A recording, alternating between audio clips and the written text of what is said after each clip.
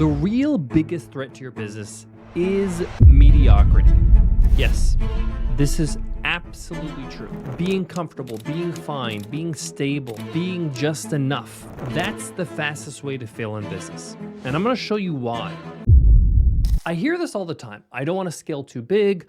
I just want to stay at this level. I'm happy where I'm at.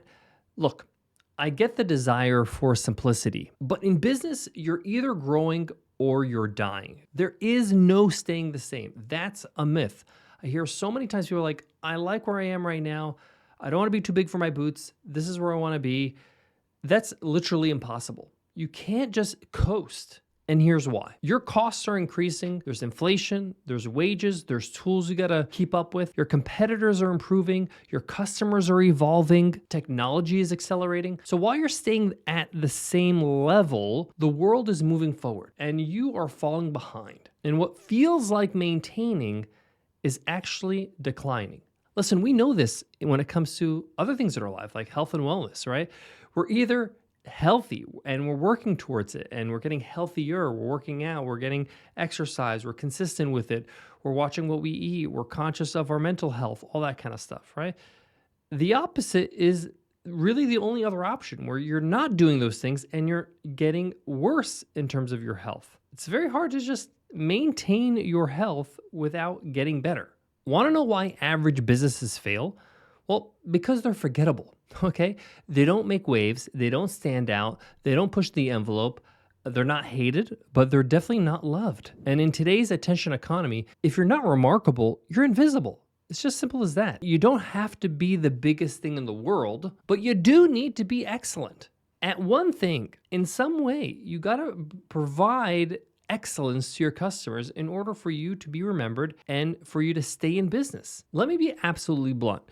If your customers would barely notice if you disappear tomorrow, you've already lost. You are actually dying slowly, which is the worst place to be in business, where you're not failing quickly and realizing, oh, this didn't work out. You're actually bleeding slowly, months and years go by, and then you start to realize, oh, this business is actually not working out and it's killing me slowly. And in my opinion, you're going to put in the time and the effort to build and grow a business and do whatever you want to achieve in life. You might as well do it right. You might as well be the best at it, to be excellent, to strive for greatness. This really hit me hard early in my business career as an entrepreneur.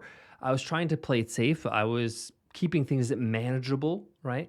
But what I realized is that by playing small, I wasn't being humble. I was actually being selfish because I wasn't giving my best. I wasn't challenging myself. I was scared. Most of all, I wasn't delivering the level of value I could give my customers. That's when I made a decision, a very clear decision. We either push or we get pushed out, right? We either go for it and give 110% or we don't do it at all. So we doubled down on quality, we improved our offers, we hired better people, we took creative risks, and we launched things that scared us a little bit. And that's what helped build the $100 BA and our software company, Webinar Ninja, and built a multi-million-dollar business in the process. It wasn't the product, it wasn't the tech, it wasn't our mission and vision. It was the drive for excellence, is saying to ourselves, we're going to do everything we can to be the best we can and not settling for less. I want you to look at the brands that you really respect. Like Apple doesn't release okay products, right? They strive for excellence. Lululemon doesn't create clothes that are uncomfortable or all right. Ritz-Carlton or the Four Seasons, they don't offer affordable rooms because it costs them money to be great. They strive for greatness, not because it's easy, but because anything less doesn't work long term. It just doesn't. And this is what I've learned in over 20 years of business experience. You know what lives in the middle of the market? Price wars, razor thin margins, burnout, businesses going out of business. Trying to please everyone and thrilling no one is a recipe for disaster. So how do you fight mediocrity? How do you stay sharp when things are working and just fine in your business? Well, here's what I recommend. Number one, set excellence as the standard always in your business. With you, with everybody that's in your company. Never make it okay to be allowed to settle for good enough. Good enough is not good enough. Every part of your business, from your product to your customer support, should really reflect this sense of pride and care, right? You're working so hard. Everybody's working so hard. You're sacrificing so much. Let's put some heart into it. Even if you're small, especially because you're small, you have to show in everything you do that this matters. You care, and you got to put care into everything you do. Number 2, get feedback constantly. Great businesses ask their customers where they can get better, how they can get better.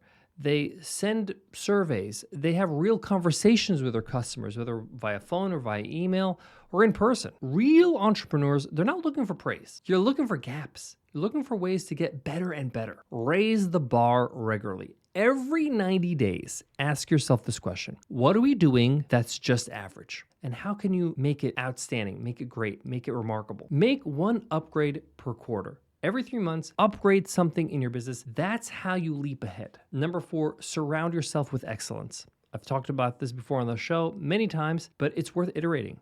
Don't just hang around people who make you feel good. Find the ones who push you, who make you question if you're doing enough. I'm not talking about people that are negative. I'm talking about people that are encouraging you to get better. And like I mentioned in a recent episode, the friends you keep equals the life you keep. Listen, I know comfort is tempting, and it's easy just to slip into feeling good about your business. I know running a business is already hard, but just doing enough to get by is a trap. Okay, it's a slow death masked as stability. Listen, you don't need to be perfect, but you do need to strive to be better and better every day. Even if it's just 1% better every day, that's gonna compound, whatever that looks like for you. Because your business doesn't die when you fail. It dies when you stop caring enough to get better. And that's it. The businesses that just really don't make it are the ones that don't care. And you need to constantly care more and more every day. If this episode lit a fire under you, good. I'm happy. That's the whole point. I want to really get you re-motivated, re-energized to take your business to the next level. And if you want more of this, unfiltered, practical insights from me, then I think you'd really love our weekly newsletter. It's absolutely free. Just go to 100mba.net, sign up for any of our guides, and you get to be a part of our newsletter. We send it every single week, and every week I send you 3 things. Something to think about, something to do, and something to learn so that you're getting better and better week after week. It's my way to coach you from afar and help you along the way. Again, just go to 100mba.net, sign up for any of our guides, and you'll get our newsletter automatically. That's simple. Thanks so much for listening to the $100 MBA show and being a part of our community and being a part of our listenership. If you're not a subscriber yet, it's absolutely free. Just hit subscribe or follow on the app you're using right now to consume this episode. It's the best way to say thank you if you've enjoyed this episode. Thanks again, and I'll check you in the next one.